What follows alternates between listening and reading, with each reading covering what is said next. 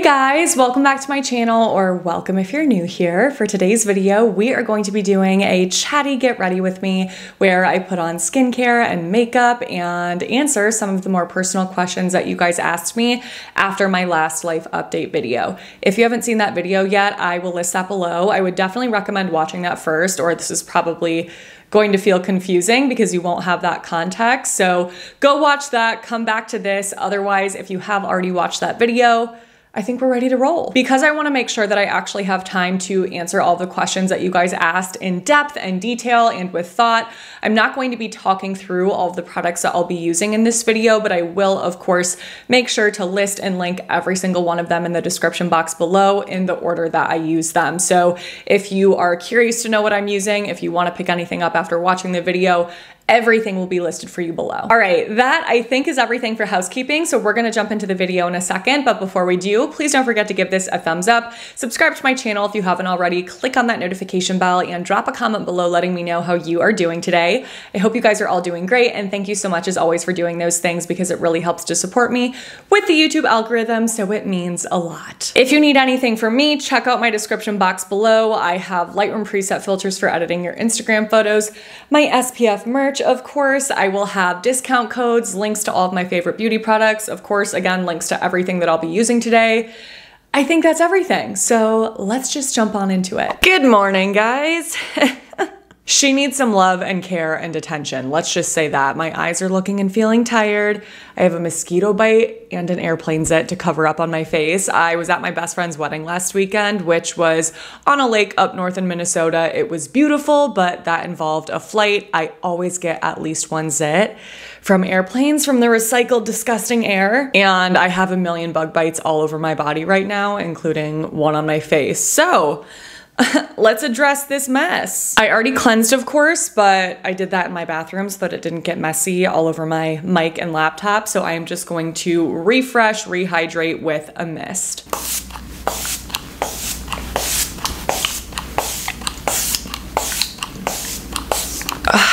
It feels so good, you don't even know. All right, the first question is, how has social media been for my mental health, especially over the last year? Given that you guys now know, I was going through a rough patch with my mental health in general, and I would say social media has not been great for my mental health. It's funny because YouTube comments used to really stress me out, and while I definitely still do get, you know, nasty comments here and there, YouTube has become my safe space when I think about all of my social media platforms. You guys leave me such sweet, kind, supportive comments. I freaking love you guys so much over here. This really is a space where I feel safe because even though I am getting some critical, mean comments, it's nothing in comparison to what I receive over on TikTok and Instagram. Did I already do this on my forehead? I think I did. I feel like there are so many people that are just constantly on the lookout for ways to pick apart creators on Reels and TikTok especially. And so many people have absolutely no problem being completely rude and nasty. And I think a big part of the problem is because of the nature of short form content, you don't really have time to explain in very specific detail in the way that you do on YouTube when you have a much longer time to talk because the content is longer form, the videos are longer. So I can very clearly explain exactly what I mean here on YouTube, but I just can't do that in the same way on Reels and TikTok since those videos are only up to like 30 seconds usually. So because of that, it's super easy for people to make assumptions about a video that are not true. And on top of that, it's way easier for a Reels or a TikTok video to go viral. So when a video gets millions and millions of views, most of those viewers are not followers of yours. So they don't have the context that all of your followers do, which then again makes it easier for them to make assumptions because they don't know everything that I've posted beforehand, if that makes sense. So I feel like things are constantly being taken out of context all the time for me in comments and in other videos. Like one example that I can think of that happened over a year ago now is that I posted a video talking about drugstore skincare favorites, and I was sharing the new CeraVe acne control cleanser that they launched like this time last year. And I was saying that I liked that better for myself because it has a higher amount of salicylic acid than their renewing essay cleanser. And so it worked better for me. Somebody stitched that video and made an entire video, like another creator, basically trying to like call me out and be like, this is not how skincare works. Just because something has a higher percentage of an ingredient doesn't mean that it's better. And I was like, okay, I just didn't have time to explain that in that video, but anyone that follows me on YouTube knows that I've said so many times before, just because a product has a higher amount of an active ingredient doesn't mean that it's going to be better or work better for you. I was just saying that I personally liked that because it worked better for me. And that is just one example of the millions of times that that has happened where things are just completely taken out of context and people run with it. So because of that, I feel like I'm just constantly on edge on Reels and TikTok, and I'm already hard enough on myself as is. So it does become really overwhelming for me to feel like when a video goes viral, I then have millions of people being really hard on me. So I've just gotten to a point where after about an hour of posting a video, I can't even look at comments anymore. Sometimes it's even like 30 minutes because that's when all the extra people that don't follow you start to trail in and the comments can just get nasty. So thank you guys for being so sweet to me here on YouTube. Like I said, it seriously has just become a safe space for me. I love it over here. I feel welcomed and appreciated.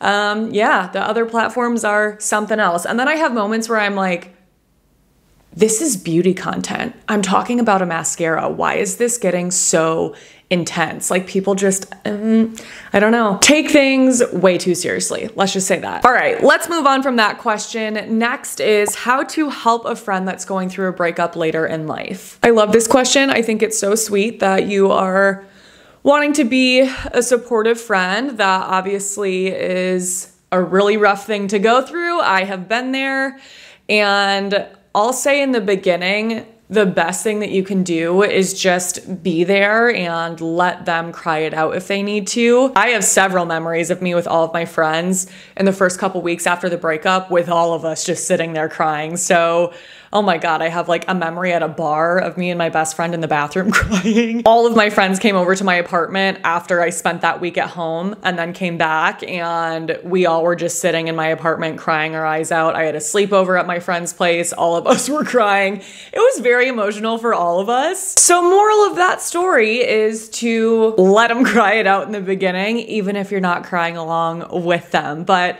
then as time goes on, I would say just make sure that you are checking in on them, offering to hang out with them, whether that be with other couples or just like all girls, all guys, whatever the situation is. I think it's easy to assume that that person wouldn't want to hang out with other couples because they're no longer in a relationship, but in my opinion, that would just make someone feel even more isolated and alone. So at least give them the option to join if there's something couple related going on, but also be willing to do things without couples.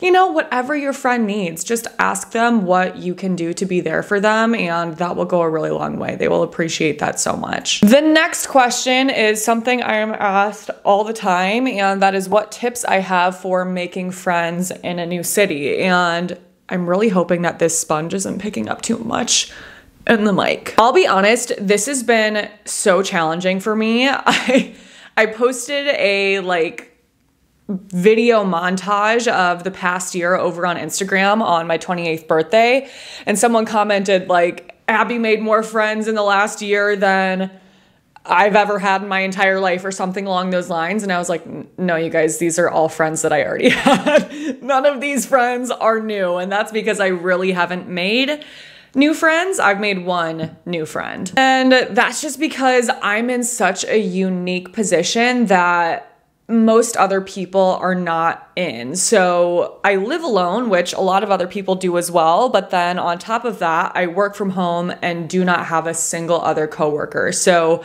I really am very isolated in that sense. I don't have any sort of network or way to meet people outside of the people that I already know. And I also feel like because of my job, I can't really, well, I can, but I don't really feel super comfortable using social media to meet people, like, with apps like Bumble BFF or Facebook groups. Like, I just feel uncomfortable with it.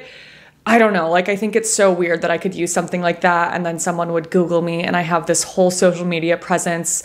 That's just a me thing. So all of that to say, I just think I am in a really strange position that most people are not in when it comes to meeting new people. So I would say, if you do go into an office, if you have coworkers, definitely take advantage of that. Use that as a way to make connections and even meet new people through your coworkers. And definitely use social media as well. I know people that have used Bumble BFF and have really loved it.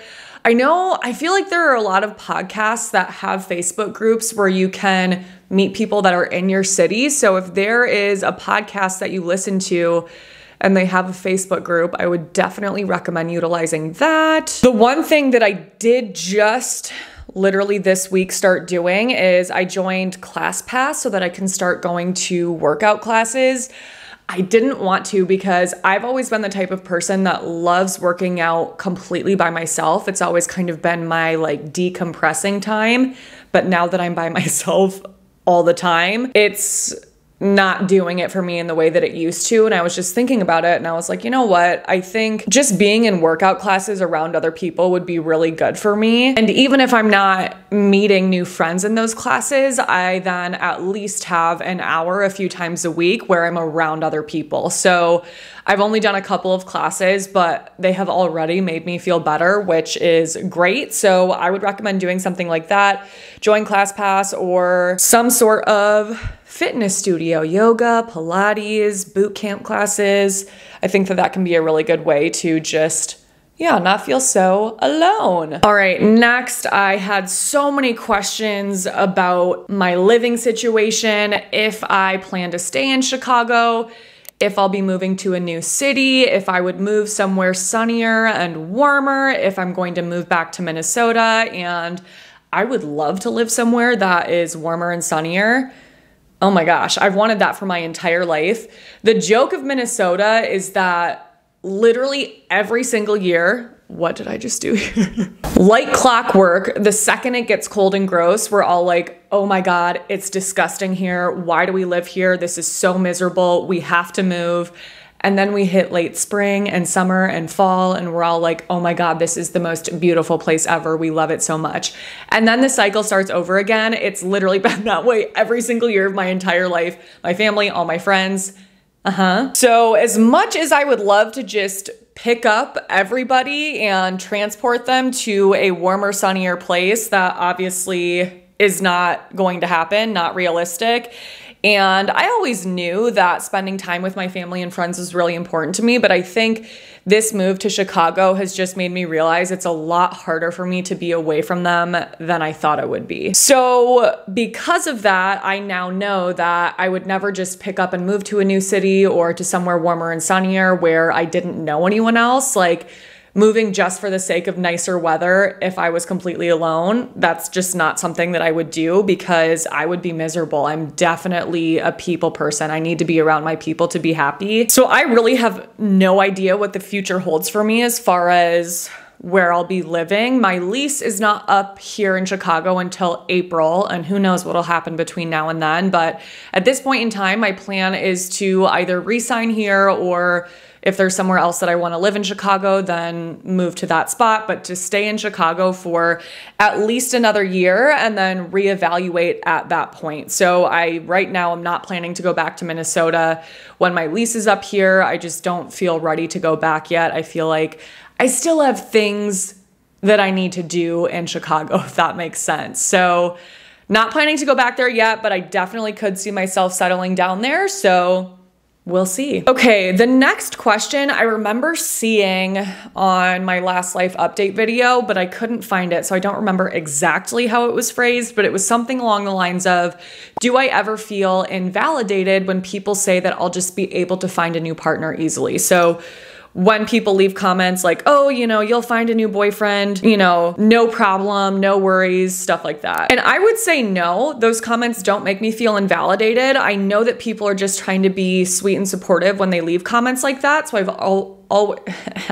always read those kinds of comments through that lens, but I also think I've never felt invalidated by comments like that because that's never been a concern of mine. I've always been very fine being single, so comments that do actually irk me are comments that say things like, when I got on my last video, like she specifically, I think, said, grow up, you need to learn how to be happy alone before you can be in a relationship.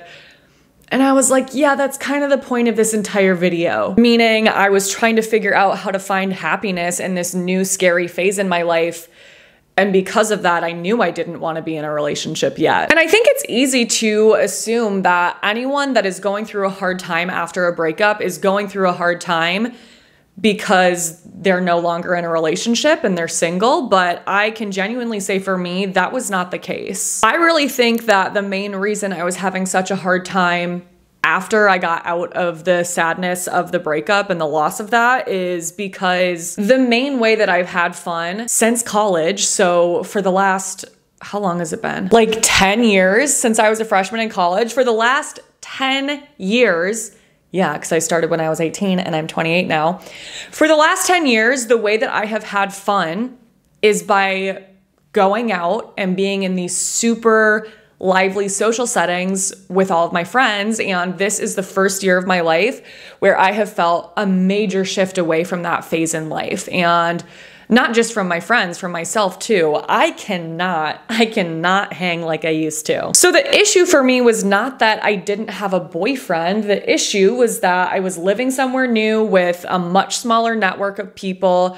I was feeling super isolated because of my work situation, and I was trying to figure out new ways to have fun on top of that. Because if this breakup happened when I was 24, please, I would be thriving, being out and about with all of my friends, being the only single girl. I would not have cared. I probably would have loved it, but I'm just not in that phase in life anymore. So that is what I think has made it really difficult. There's something in my eye. I would be curious to know, for those of you that are in a relationship, if you have kind of felt that shift in life, if you're around the same age as me, over the last couple of years. Because I have friends that are married and are feeling that way too. Just like, this is very different. Yeah, we're not having fun in the way that we used to. So like, what does that now mean? You know, we're just figuring it out. All right, the next question is a question that I've gotten so many times as well. And that question is, how do you know when it's time to walk away from a relationship? So this question is obviously very dependent on the situation that you're in. There are so many nuances and complexities to relationships and so many different reasons why they don't work out. But I do still think that there are some general tips that I can give that would be applicable to a lot of different situations. Number one being, if your partner is not willing to commit to you in the way that you need them to,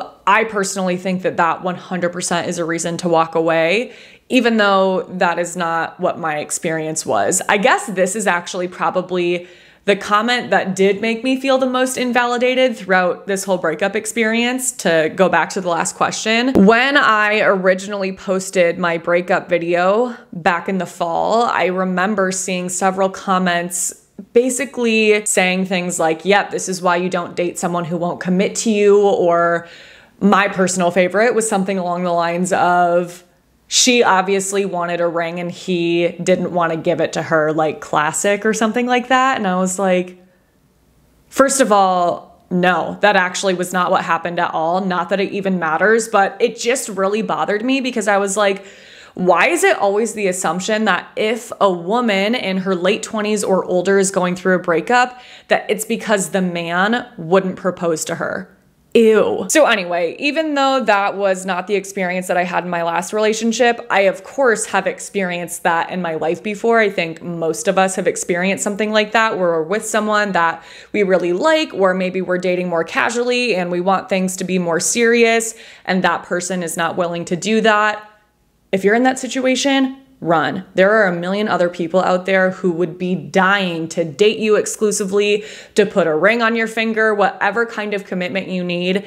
There are so many other people out there that are able to and want to commit to you in that way. And don't you freaking forget it. Otherwise, if commitment is not the issue, but there are still problems in the relationship that are making you question it, I would say something that sounds so dumb, but truly really can go a long way is to just ask yourself if you are happy more than you're sad. Because if you don't feel that way and you're feeling sad more than you feel happy, I think that it's really telling, because it's really easy to make excuses for why that is and to try to justify it like, oh, well, the only reason that I'm sad more than I'm happy is because of XYZ. And once XYZ is resolved, then I'll be happy more than I'm sad. And don't get me wrong, there of course are always going to be tough seasons in every relationship, but there's a really big difference between a tough season and a tough relationship. And your relationship should not permanently feel tough.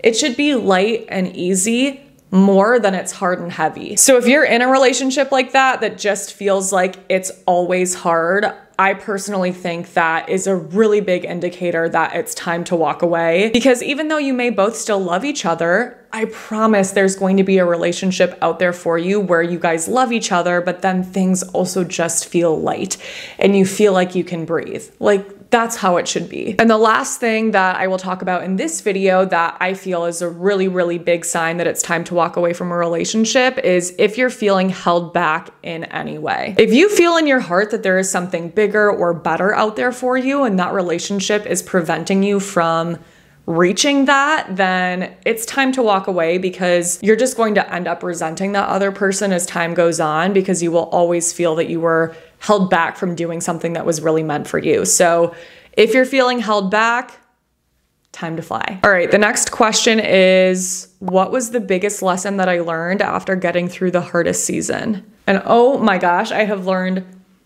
so many lessons over the past 3 years. The thing that immediately came to mind for me is the airplane oxygen mask analogy. For those of you that don't know what I'm talking about, it's basically just the idea that you have to put on your own oxygen mask first before you can put on anyone else's. And I think that that is such a good life lesson. You have to prioritize your own well-being, mental health, sanity, happiness. You have to put those things first before you can prioritize that for somebody else. I really, really believe that from the bottom of my heart. You should never be sacrificing those things in order to help someone else achieve those things for a long period of time or permanently. Ever. The second to last question is, what have I done that I am the most proud of? And that's tough for me to pick one thing. I feel like it's been everything in the past 2 years of my life. I'm so proud of myself for building my social media platforms to a point where I was able to leave the corporate world and make content creation my full-time job. This is something that I've been dreaming of since I was 16 years old, but dreaming loosely because I truly never thought that this would ever be possible for me. So the fact that I made my own dreams come true is still so surreal for me. But it was not just because I got lucky. I have never, ever, ever worked so hard for something in my entire life. And still to this day, this is the most work out of anything I have ever done. It's full on, it's all the time. I haven't had a vacation in years. That is something that I could spend an entire video talking about. There's so much more to that story, but I'll leave it there for now. That's something that I'm so proud of.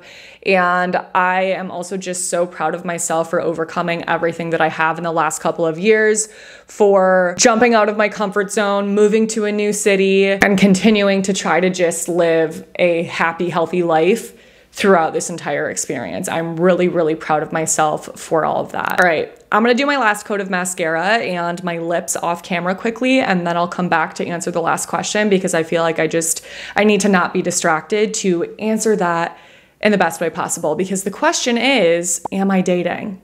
One moment. I am obsessed with this lip combo right now. What the actual heck? listed below, of course. Okay, so I'm not dating in the sense of going on dates with multiple people, but I am dating one person. We actually met in January, so it's been a very, very slow progression ever since, which is exactly what I needed because I was not ready for anything remotely serious for a long time after the breakup. So for the first several months, I would say we were just kind of casually dating. We both actually had a lot of opposing travel plans for months, which helped to keep things moving slow and prevented it from moving too quickly because I'd be back in Minnesota for a wedding one weekend, I'd come back to Chicago, he'd be out of town the next weekend. So obviously things can't progress quickly when you're not spending a ton of time together, which ended up being perfect. He does know a lot about what I went through over the past few years and has been nothing but patient and respectful and has not pressured me in any way, shape, or form, unlike some other characters over the past year. So in that sense, it really has been exactly what I've needed because I really did need to heal first on my own before I could even consider becoming serious with somebody else. That was really important to me. I didn't want to drag somebody else into my mess. I just don't think I would have been able to give myself fully and emotionally in a relationship in the way that I would have wanted to if I had not gone through my healing process over the last year. So now that I am in such a better place and am feeling more ready for something like that, we'll see what happens. I, of course, will keep you guys posted, but I am also not putting any pressure on it whatsoever to go in a certain direction. I think one of the really positive things about going through a breakup when you are not 21 years old is that it just gives you a very different perspective on relationships not working, and you don't feel as devastated if something doesn't work out because you know that there will just be something that really is meant for you out there after. So I'm not putting pressure on it. I don't feel stressed about it. It's going really well, but we'll see. I think for the first time in my entire life, I'm actually truly just going with the flow. And it feels really nice, actually. All right, you guys, we are going to wrap up this video here. I hope that you enjoyed getting ready with me in a more casual setting, getting to know me even better. Again, if there's anything that I used in this video that you're curious about, everything is going to be listed and linked in order of use in my description box below. And if you did enjoy the video and would like to see more videos like this, please don't forget to give it a thumbs up, subscribe to my channel if you haven't already, click on that notification bell and send my channel to a friend. Thank you so much for your support in doing all of those things. It means the world. Thank you for watching as always. I love you guys so much. Make sure to stay tuned for my next video because that will be up in a few days. But until then, I hope you have a great few days.